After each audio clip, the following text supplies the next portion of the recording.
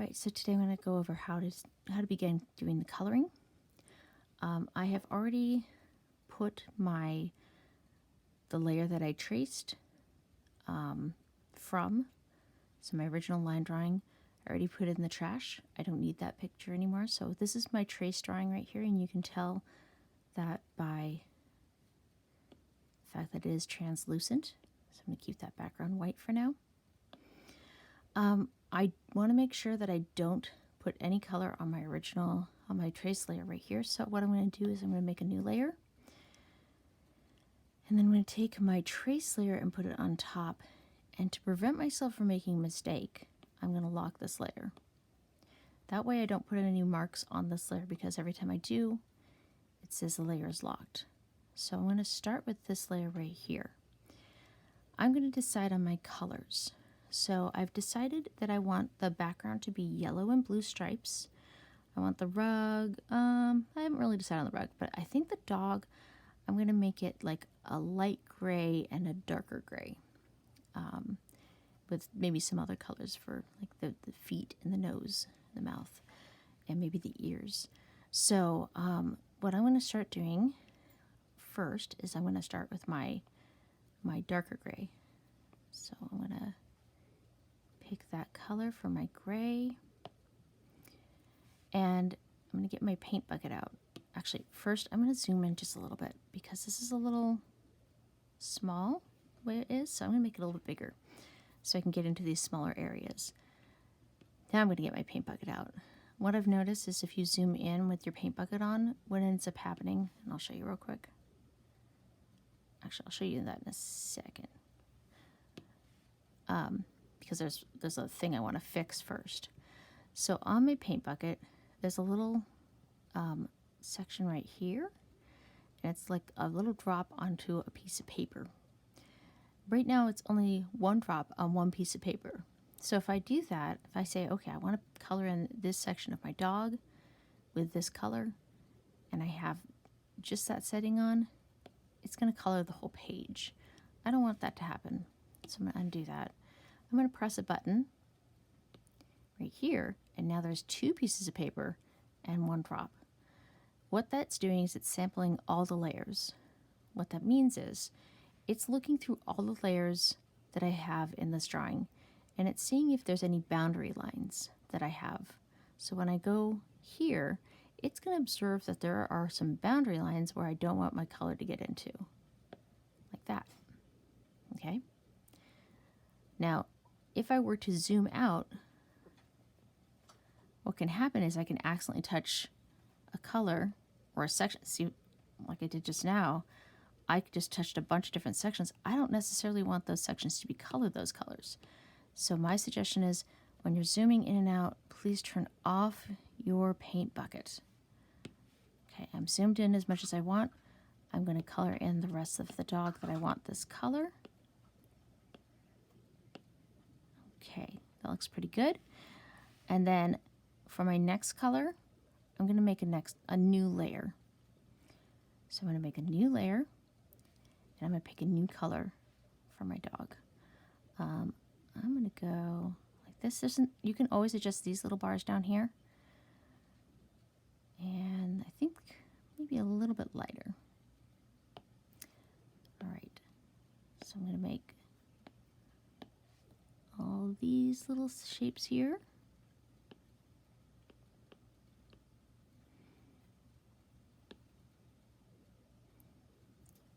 Kind of like that one white, actually. Well, no, I'll keep it that way. And I think I'm going to make the bottom of his feet maybe this darker gray. So if I want to add something to this layer right here, so I'm going to use this color again.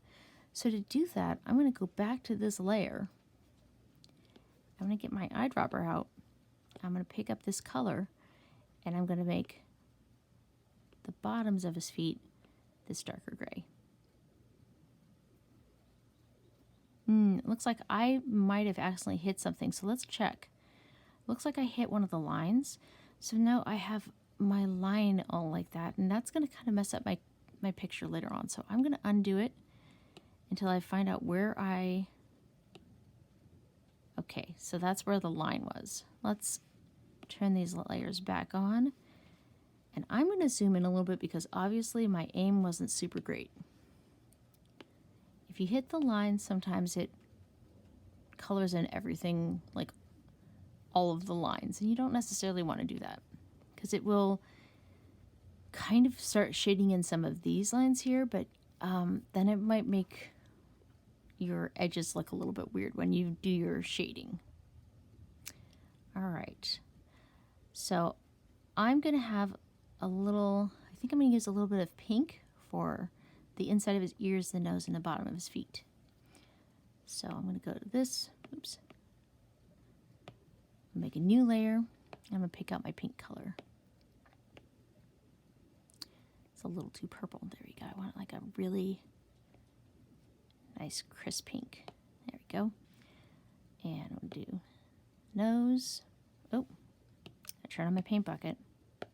Nose, the inside of the ears, and these little heart feet there.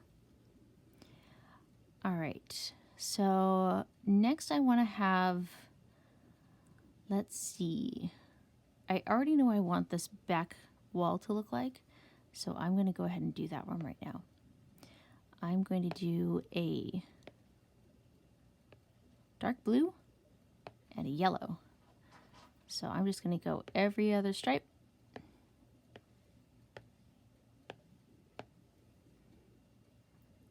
And I'm just going to make sure that it's all on one layer. And then I'm going to make another layer for my yellow. I want it to be a bright yellow. It's a really loud room. I've got a little tiny thing there. That might be a little small. I'll go in there and look at that. I'm going to get that. Maybe you can get above that ear. There we go. So I'm going to zoom in here. And let's see if that'll fill in. All right, it fills in pretty good. As you can see, we got some edges here we're going to have to clean up a little bit later. All right. Now, am I going to use this yellow again? I think I might use this yellow again right here for the stripe on this rug. There we go. Let's see. What color do I want the carpet to be? I think I want the carpet to be a nice green color. I like green. I'll go with a dark green. This is like a terribly decorated house, but I don't care.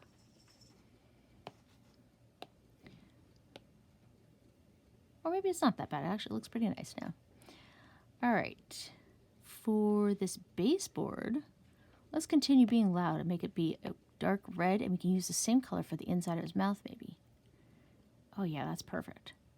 Right there, I like that. It's almost like a burgundy color. Not quite burgundy. All right, and we got 2 more sections of the rug to do. Let's be awful and put in, you know what color I don't have in here yet? Orange. Let's put an orange for that main section of the rug. It's the loudest house in the entire world. And you know what we're missing? Purple. Let's do it. Let's have a weird purple color rug. This is almost a 1970s rug. This is a very interesting decor that these people have here. All right. So I'm going to turn off my paint bucket now.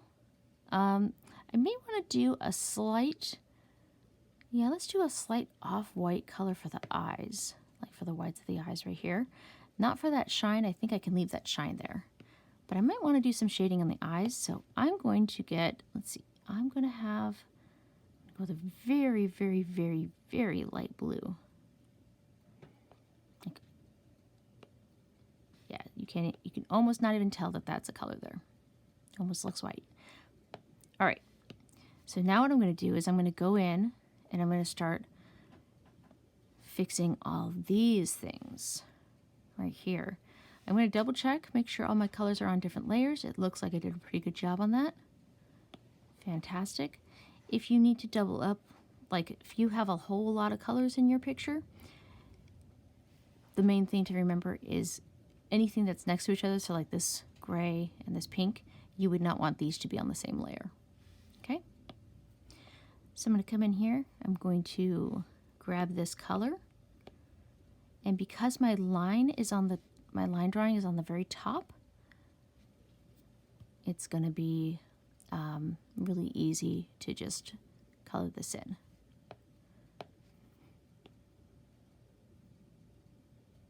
I might make my pen a little bit bigger. There we go.